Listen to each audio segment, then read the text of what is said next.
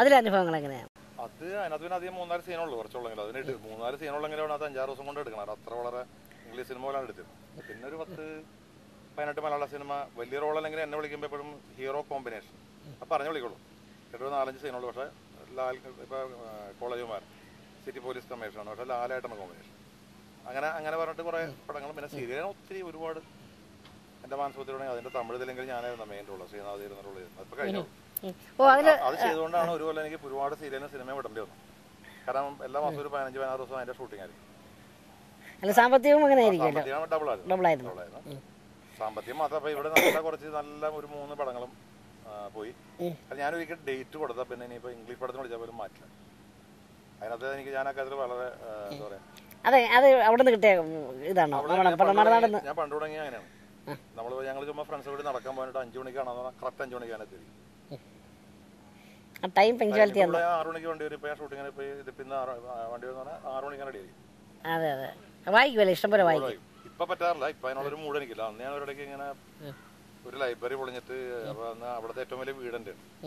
ആദ്യമായിട്ട് TV വന്നത് തുടങ്ങി, റേഡിയോ, കറണ്ട് വന്ന അയ്യമ്പള്ളി എന്ന് പറയും, ഷെറായി ബീച്ചൊക്കെ അല്ലേ. അപ്പൊ അങ്ങനെ എൻ്റെ അടുത്ത് ചോദിച്ചാൽ ബുക്സ് കൊണ്ട് വെച്ചിരുന്നപ്പോൾ ഞാൻ തൽക്കാലം അതിന് തൊട്ടടുത്തുള്ള വീട്ടിൽ അറേഞ്ച് ചെയ്തെങ്കിലും ആ ബുക്സ് ഇങ്ങനെ ഡെയിലി ഒരു 4 എടുത്ത് കംപ്ലീറ്റ് ഫിനിഷ്. പിന്നെ ഞാൻ ഗൾഫിൽ നിന്നൊക്കെ ലീവിന് ആൾക്കാരോട് ചക്കമായ കൊണ്ടുപോകുമ്പോൾ ഞാൻ പെട്ടി നിറച്ച് ബുക്സ് ആയി, ഇംഗ്ലീഷും മലയാളവും. ഇഷ്ടപ്പെട്ട ഒരു റൈറ്റർ എംടിയാണ് എനിക്ക്. ഞാൻ അത്ഭുതമായിട്ട് കാണുന്ന ഒരാളാണ് MT വാസുദേവൻ നായർ. ഇഷ്ടപ്പെട്ട റൈറ്ററുടെ ഇത് തന്നെ ആദ്യമായിട്ട് അഭിനയിക്കാനും പിന്നെ എനിക്ക് ഏറ്റവും ഇഷ്ടപ്പെട്ട 3 ആൾക്കാരായിട്ട് ഞാൻ പേഴ്സണലി വളരെ ഞാൻ വിളിച്ചത് മുരളി മോഹൻ എന്ന് പറഞ്ഞാൽ എന്ത് പറഞ്ഞ മുരളി എന്ന് ചോദിക്കാനുള്ള ബന്ധം. ഒന്ന് MT വാസുദേവൻ നായർ, ഒന്ന് ദാസേട്ടൻ, ഒന്ന് P. സുശീല. സുശീല എന്ന് വെച്ചാൽ ഞാൻ ജാനകി അമ്മ നിൽക്കുന്ന സജീവമായിട്ട് ഇവരെക്കാളും കൂടുതൽ പാട്ട് പാടി നിൽക്കുമ്പോഴും സുശീലയുടെ മുമ്പിൽ ആയിട്ട് കമ്പയർ ചെയ്യാൻ പറ്റിയ ഒരു സിംഗറും ഞാനിപ്പോ പാട്ടുകാരനല്ലാത്തതുകൊണ്ട് എന്താണ് വേറിട്ട് കാണുന്നത്? അവരുടെ ശബ്ദത്തിൽ തന്നെ ഒരു ഭാവം, താഴെ മുളകുന്ന ഒരു വേറെ ശബ്ദം വരും. ദാസേരനെ എവിടെ കയറി ഇറങ്ങിയാലും ശബ്ദം അനങ്ങോട്ട്. അതുമാതിരി സുശീല മാത്രമേ ഉള്ളൂ, സുശീല മാത്രമേ ഉള്ളൂ. ഇവരെ മാത്രം ഞാൻ കണ്ടില്ല. അപ്പൊ ഞാൻ തമിഴില് കുന്നപ്പടി വൈദ്യാനൊരു പടം പ്രൊഡ്യൂസ് ചെയ്തു. അത് കംപ്ലീറ്റ് ആയിരുന്നെങ്കിൽ ഞാൻ തമിഴില് അത് അങ്ങേരെ പ്രോബ്ലം കൊണ്ട് തന്നെ അത് ഇടയ്ക്ക് വെച്ച് നിന്ന് പോയതാണ്. നാദമെനും കോവിലിൽ തന്നെ. അതൊരു വയലിനിസ്റ്റിന്റെ കഥയാണ്. ഒരു അഗ്രഹണിനാണ്. അപ്പൊ ഞാനാണ് ഹീറോ അതിനകത്ത്. അപ്പൊ ഞാനൊരു വലിയ വയലിനിസ്റ്റാണ്. അപ്പൊ അന്ന് ഈ AC ഒന്നുമില്ല. ഫസ്റ്റ് ക്ലാസ്സിൽ സിൽക്കിന്റെ ചുബയൊക്കെ ഇട്ട് കൈനാവശ്യം മോതിരം വലിയ കൂടെയുള്ള മൃദംഗിസ്റ്റും മറ്റൊരു മറിച്ചൊക്കെ ഇട്ട് ഇങ്ങനെ പോയിക്കൊണ്ടിരിക്കുക. ട്രെയിനിൽ ഇങ്ങനെ വായിക്കണ വയലിനല്ലേ, അത് വായിച്ച് ഫ്രോക്ക് ഇട്ടൊരു പെണ്ണ് ഇങ്ങനെ പാടി വരുമ്പോൾ ഈ പുള്ളിക്ക് അയാളെ ഇഷ്ടപ്പെടും. അപ്പൊ ഈ ഇങ്ങേര് വലിയ ഉന്നത കുലജാതനും സുന്ദരനും പ്രഗത്ഭനും പ്രശസ്തനും എല്ലാം തികഞ്ഞ ഒരാളാണ്. അപ്പൊ പുള്ളിയോട് ഇഷ്ടം ഇങ്ങനെ കൂടിക്കൂടി ഈ പെണ്ണെ കാണുമ്പോൾ തന്നെ എല്ലാവരും ഉപദേശിക്കും അത് വേണ്ട. പക്ഷെ പുള്ളി എല്ലാ പ്രതിബന്ധങ്ങളും ആ പെണ്ണിനെ പുള്ളി അങ്ങനെ പുള്ളിക്ക് എതിരാളികൾ വന്ന് ശത്രുക്കൾ വരുന്നു. അപ്പൊ അങ്ങനെ ഈ മകുടി വായിക്കുന്ന ഒരാളുടെ കോമ്പറ്റീഷൻ ഉണ്ട്. മകുടി വായിക്കുന്ന അതേപോലെ വയലിനിൽ വായിക്കും. എന്നിട്ട് പാമ്പ് വന്ന് ചുറ്റുന്ന സീനൊക്കെ കുറെ പകുതി മുക്കാൽ ഷൂട്ട് ചെയ്തതാണ്. അപ്പൊ അതിനകത്ത് സുശീലാമ്മയാണ് പറഞ്ഞത്. അപ്പൊ ഞാൻ പുള്ളിയുടെ അടുത്ത് പറഞ്ഞാൽ എനിക്ക് ഏറ്റവും ഇഷ്ടപ്പെട്ട ആളാണ്, ഞാൻ ഇതുവരെ പുള്ളിക്കാലത്ത് കണ്ടില്ല. അപ്പോൾ അതുകൊണ്ട് അവരുടെ റെക്കോർഡിംഗ് ഉള്ളപ്പോൾ എന്നെ അറിയിക്കണം. അപ്പോൾ ഞാൻ സിനിമയിൽ നിന്ന് വിട്ട് നിൽക്കുമ്പോഴും കുറെ പടങ്ങളൊക്കെ ചെയ്തിങ്ങനെ അടിക്കുറിപ്പ്, മദ്രാസിലെ മോൻ. അപ്പോൾ അതിൻ്റെ ഡബ്ബിങ്ങിന് വേണ്ടി ഞാൻ വരുമ്പോൾ മോഹൻലാൽ നമുക്ക് RK പുള്ളി താമസിക്കുന്ന ഹോട്ടലിലേക്ക് ചേട്ടാ, ഞാൻ സ്വാമി ചോദിച്ചാണ്. മോഹൻലാൽ മാറി ചേട്ടാ നമുക്ക് അങ്ങോട്ട് അവിടെ ചേട്ടൻ അവിടെ ആരും ഇല്ലെന്ന് പറഞ്ഞാൽ ഞാൻ അങ്ങോട്ട് പോയി.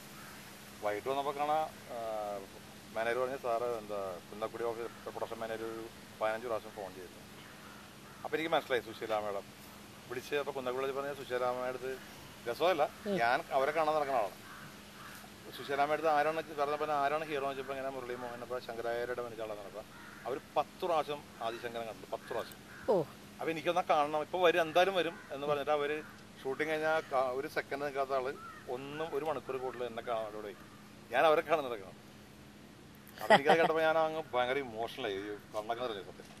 ഞാൻ അപ്പോൾ തന്നെ അവരെ വീട്ടിൽ നമ്പർ വിളിച്ച് അവരെ ഭർത്താവ് ഫോൺ സുലമ യാർ ഫോണിൽ നിന്ന് പറഞ്ഞ ശങ്കരാചാര്യ ഫോൺ പണ്ടാക്കാൻ ഞാൻ ഒരു ഫോൺ എടുത്ത് അവരെ ഞാൻ വണ്ടി വയ്ക്കാം പറഞ്ഞില്ല. ഞാൻ പറഞ്ഞു ഞാൻ വരാം, ഞാൻ നാളെ വരാം സംസാരിച്ചു. ഞാൻ രാവിലെ വരാമെന്ന് പറഞ്ഞാൽ ആൾവാർപ്പായിട്ട് സ്ഥലമൊക്കെ പറഞ്ഞാൽ ചെന്ന്. പിന്നെ അവർ തന്നെ അവിടെ ഭയങ്കര കമ്പനിയാണ്. അവരുടെ ഭർത്താവും അവരൊരു ഹൈ കണ്ടു. അവരെ വീട്ടിൽ പോയി അവർ പിന്നെ എന്നെ വീട്ടിൽ ഊണൊക്കെ കഴിച്ച് അവരെ കാർ കൊണ്ടാക്കി. അപ്പൊ ഈ 3 പേരായിട്ടും ഉള്ള ബന്ധം എനിക്ക് ഏറ്റവും ഇഷ്ടപ്പെട്ട 3 ആൾക്കാരാണ്. MT, യേശുദാസ്, സുശീല. അല്ല അതൊരു ദൈവാനുഗ്രഹം തന്നെ. ഞാൻ ഭയങ്കര ഭക്തനാണ്, ദൈവവിശ്വാസിയാണ്. അത് ഈ എന്തെങ്കിലും കാര്യത്തിന് ഇങ്ങനെ വഴിപാടേക്കല്ല, കാര്യത്തിന് ചെല്ലലൊന്നുമില്ല. നമ്മൾ പണ്ട് തുടങ്ങി ഇപ്പോഴും എപ്പോഴും ദൈവത്തിനെ സ്നേഹിക്കുന്ന ആളാണ്. കാരണം ഞാനൊന്നും പ്രത്യേകിച്ച് പറയാറില്ല, കാരണം ദൈവത്തിന് അറിയാമല്ലോ. അതാണ് നമ്മുടെ ഒരു കോൺഫിഡൻസ്. ദൈവം നമ്മുടെ ഒപ്പം ഉണ്ട് എന്നുള്ളൊരു ഒരു അതുകൊണ്ട് ഞാൻ വിശ്വാസം. ഒന്നിനെ ലീസ് ബോധന പോട്ടെ. ഇപ്പം എനിക്ക് പറയാനുള്ള ഞാൻ പറയും. ഇപ്പോൾ ഒരു പ്രൊഡ്യൂസർ എടുത്താലും ഡയറക്ടർ എടുത്താലും എന്നെ അവർ നാളെ ഇത് കാരണം വിളിക്കാതൊന്നും എനിക്ക് ബോധമായിട്ടുള്ളത്. അത് വരേണ്ട നമ്മളെ വിളിക്കേണ്ട ഞങ്ങൾ വിളിച്ചു. ആ ഒരു ഇത് വരാനുള്ള കാരണം ഇതാണ്. നമ്മൾ എന്താ പറയുക, നിഷ്കളങ്കമായ ഭക്തി ഉണ്ടെങ്കിൽ എന്ന് വെച്ച് ഭയങ്കര ഭക്തനാണെന്ന് വെച്ചാൽ ഞാനൊരു മനുഷ്യനാണ്, അസൽ ലൗകിക ജീവിയാണ്. ഏത് I enjoy the life like anything. അത് വേറെ വശം. പക്ഷേ സുശീല ഇഷ്ടപ്പെടുന്ന നല്ല ശീലമുള്ള നല്ല എഴുത്തിൻ്റെ ഗുരുനാഥനെന്ന് പറയാം. പക്ഷെ അദ്ദേഹം നാലുകെട്ടിൽ നിന്നും പുറത്ത് പോയിട്ടില്ല എന്ന് പുറത്ത് എഴുതുന്നില്ല എന്നുള്ളതിൻ്റെ ഒരു നാലുകെട്ട് എവിടെ ഇരിക്കണം. ഇപ്പോൾ രണ്ടാം കൂടത്തിലവിടെ നാലുകെട്ടുള്ളത്. അതുമാതിരി എവിടെ ഇപ്പോൾ വടക്കൻ വീര അതിലും നാലുകെട്ടെന്ന് നമുക്ക് പറയാൻ പറ്റില്ല. ഈവൻ ഈ പഴശ്ശിരാജ് എത്ര ഡിഫറെൻറ്റ് സാധനങ്ങൾ വന്നേക്കണം. സമാന്തരം അക്ഷരങ്ങൾ ദൈവശേഷി സംവിധാനം ചെയ്തു. അതൊക്കെ എന്ത് സുന്ദരമായ ഡയലോഗ്സൊക്കെയാണ്. അത് മമ്മൂട്ടി പ്രശ്നം കൂടി ചെയ്തപ്പോൾ നീ 7000 ജന്മം ജനിച്ചാൽ പോലും അത് പറഞ്ഞാൽ മനസ്സിലാവില്ലെന്നൊക്കെ പറഞ്ഞ സാധനങ്ങളിൽ അങ്ങനെ എത്രയോ അങ്ങനെ സ്ക്രിപ്റ്റിൽ വന്ന് മാത്രം സക്സസ് ആയി എത്രയോ പടങ്ങൾ. ഒരെണ്ണം പോലും മോശമാവാത്ത എല്ലാം കറ തീർന്ന് എഴുതാൻ കഴിവുള്ള ഒരു ആളാണ് പുള്ളി. ചുമ്മാതല്ല ജ്ഞാനപീഠം. പിന്നെ ജ്ഞാനപീഠമല്ല പുള്ളിയായിട്ട് നോ കമ്പാരിസൺ. യേശുദാസ് MT എന്നൊക്കെ പറഞ്ഞാൽ കമ്പാരിസൺ ലോകത്തിൽ ആർക്കും അവരെ പോലെ ആവാൻ പറ്റില്ല. ഇല്ല, പറ്റില്ല, തീർച്ചയായിട്ടും.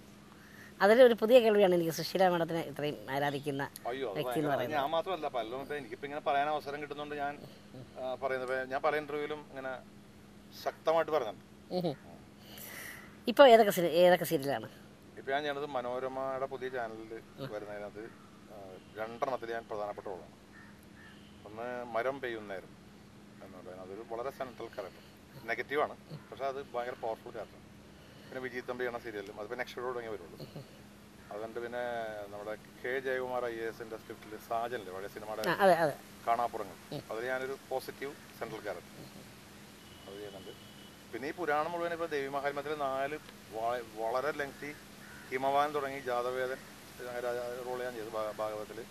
ഇത് അങ്ങനെ ഇപ്പോൾ ചെയ്തുകൊണ്ടിരിക്കുന്നതാണ് ഈ അലാവുദ്ദീൻ തുടങ്ങുക. അത് മാത്രമേ ആ ഗ്രൂപ്പിൽ ബാക്കിയുണ്ടായിരുന്നു. സ്വാമി അയ്യപ്പൻ, സ്വാമി ശരണം അയ്യപ്പൻ. ഈ രാജാവിൻ്റെ കൂടെ ആദ്യം വിളിക്കണം തന്നെ. കന്യാകുമത്തിൽ രാജാവായിരുന്നു.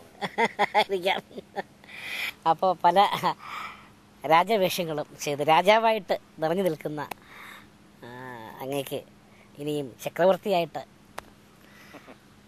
പരിലസിക്കാൻ ഇടയാവട്ടെ എന്ന് ആത്മാർത്ഥമായിട്ട് പ്രാർത്ഥിക്കുകയാണ്. ഇതുവരെ ഞങ്ങളോട് സഹകരിച്ചതിന് ഒരുപാട് നന്ദി. നമസ്കാരം. അപ്പോൾ ഈ ചാനലിൻ്റെ പ്രവർത്തകരോടും ഇതിൻ്റെ ടെക്നീഷ്യൻസിനോടും താങ്കളോടും എല്ലാവരോടും വളരെ നന്ദി.